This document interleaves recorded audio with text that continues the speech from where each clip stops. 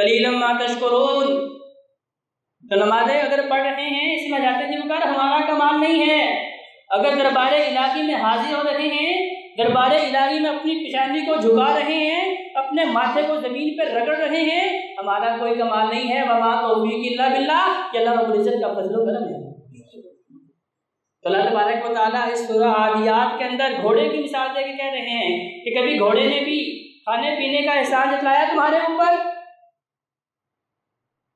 تمہارا اتنا وفادار ہے کہ تو شکر کا جو ہے وہ اس طرح انداز اس کا ہے کہ جب تم اسے چلاتے ہو وہ چلتا ہے، جب اسے جنگوں میں لے کے جاتے ہو، غارت گری میں لے کے جاتے ہو، لوٹ مار میں لے کے جاتے ہو، دن کے اجالوں میں لے کے جاتے ہو، تپتی دھوپ میں لے کے جاتے ہو، ریگستانوں میں جہاں بھی لے کے جاتے ہو، وہ شکر کا جو ہے حق اس انداز میں ادا کر رہا ہے کہ تمہاری تابعداری کرتا ہے.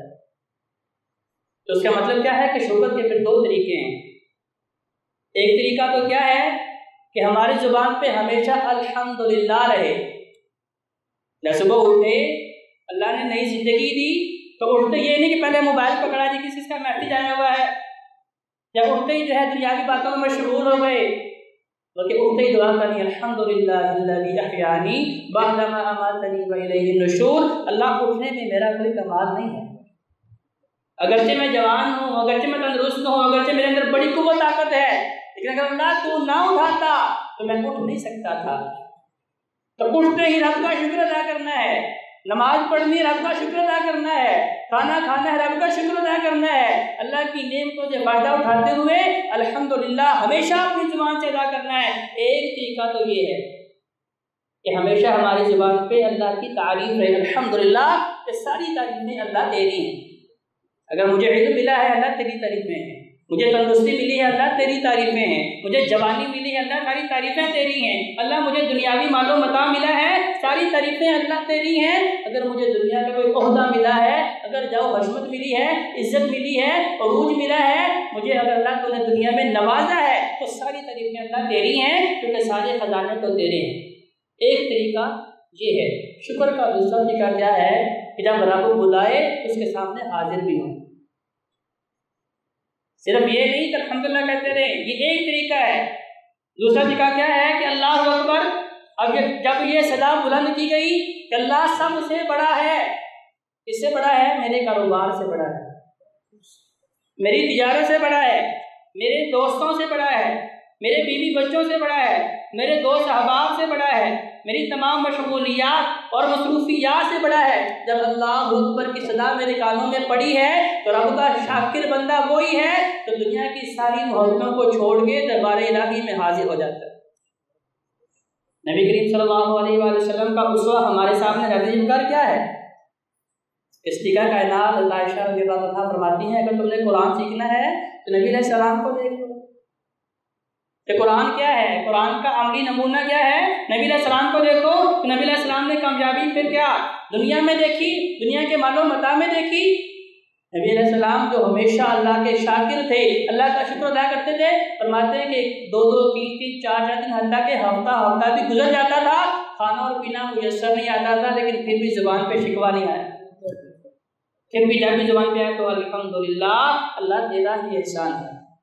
ہم دن پر رات اللہ کی نعمتوں سے فائدہ بھی اٹھائے جا رہے ہیں، لیکن اس کی نعمتوں کی نہ قدری بھی کرتے ہیں نہ شکری بھی کرتے ہیں.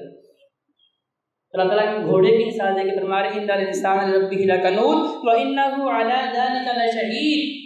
اور فرمایا انسان تم اس بات پہ گواہ بھی ہو، تمہیں پتہ بھی ہے کہ اللہ کی کتنی کثیر نعمتیں ہیں جن سے تم فائدہ اٹھا رہے ہو، اور بیرونی نعمتیں چھوڑ دیں، دنیا کا مال و متاع آسائشیں سہولتیں ساری ایک طرف کر دیں. وہ بھی رب کی عنایات ہیں، وہ بھی رب کے احسانات ہیں. اور فی انفسکم افلا تبصرون، صرف سر سے لے کے پاؤں تک ہمارے جسم کے اندر اللہ نے کتنی لاکھوں نعمتوں سے مجھے اور آپ کو نواز رکھا ہے کہ اس کے مقابلے میں ہم رب کا شکر ادا کر رہے ہیں. وَإِنَّهُ عَلَى ذَلِكَ لَشَهِيدٌ. فرمایا انسان تمہیں اس حقیقت کا پتہ ہے وَإِنَّهُ لِحُبِّ الْخَيْرِ لَشَدِيدٌ. اللہ تعالیٰ کے بتا رہے ہیں کہ انسان نہ قدری کیوں کرتا ہے، نہ شکری کیوں کرتا ہے. اس کے دل میں دنیا کی محبت جو ہے وہ راسخ ہو چکی ہے، اس نے پورے دل کو جکڑ رکھا ہے. اب جب دنیا کی محبت نے پورے دل کے اوپر جو ہے قبضہ کر لیا ہے تو رب کی محبت کہاں سے آئے گی، رسول کی جب ہمارے دل و دماغ میں صرف اور صرف دنیا دنیا دنیا، مال مال مال ہے،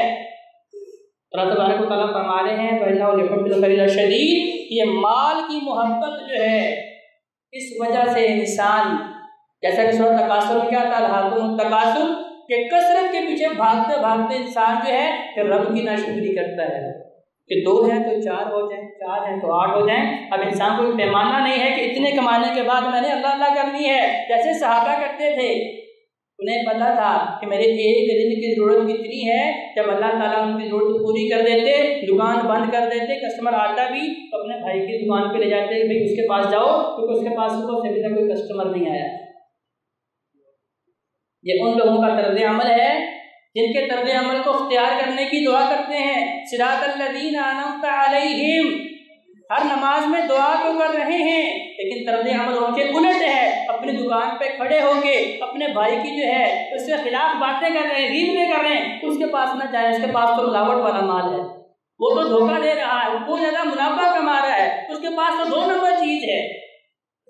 تو بھائیوں کہ یہ دعا کیسی ہے، صراط الذین انعمت علیہم،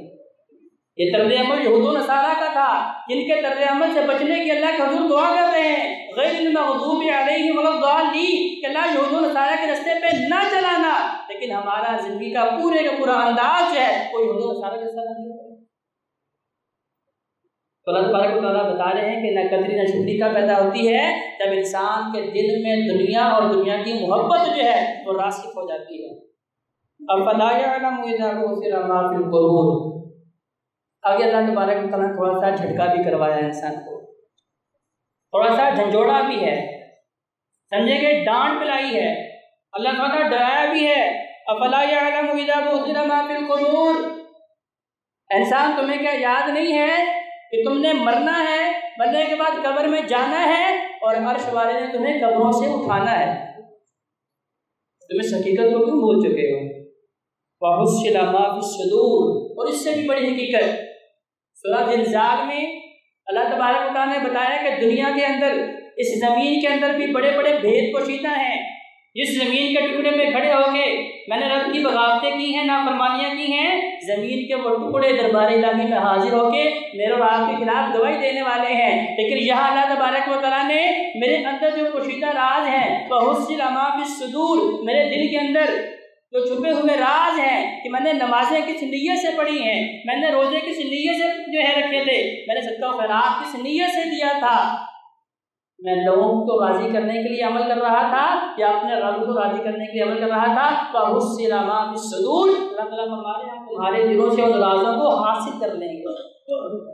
تمہاری نیتوں کے مطابق فیصلہ ہوگا، کیونکہ اس حدیث مبارکہ کو میں اور آپ اچھی طرح جانتے ہیں کہ انما الاعمال بالنیات، کہ اعمال کا دار و مدار نیتوں پر ہے، اور ہر انسان کے لیے وہ ہے جو اس نے کمایا ہے، اگر لوگوں کے لیے عمل کیا ہے تو اللہ تعالیٰ فرماتے ہیں کہ میں تمہارے اس عمل سے مستغنی ہوں، مجھے تمہارے اس عمل کی قطعاً ضرورت نہیں ہے۔ اگر رب کی رضا کے لیے عمل کیا ہے تو پھر یقیناً وہ رحمت الہی کا سبب بنے گی، اللہ تعالیٰ اپنی رحمت کے ذریعے، اس نیکی کے ذریعے اللہ تعالیٰ جنت میں داخل کر دیں گے۔ ان ربهم بهم یومئذ خبیر، اور فرمایا کہ انسانوں یہ نہ سمجھو کہ تم رات کی تاریکی میں کسی کونے میں چھپ کے گناہ کرو گے تو تمہارے رب کو پتہ نہیں چلے گا، تم لوگوں کی نگاہوں سے چھپ کے رب کی بغاوت کرو گے تو اسے پتہ نہیں ہے،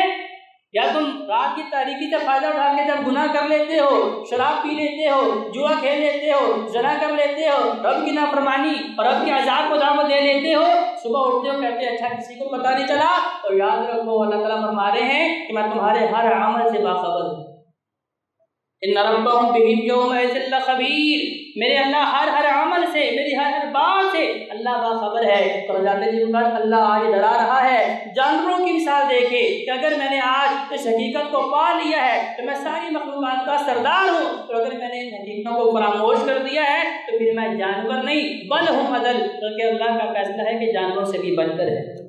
آئیے اللہ کے حضور دعا کرتے ہیں کہ اللہ ہمیں صراط مستقیم پر چلنے کی توفیق عطا فرمائے۔ اقول قولی ھذا استغفر اللہ لی ولکم ولسائر المسلمین والمسلمات۔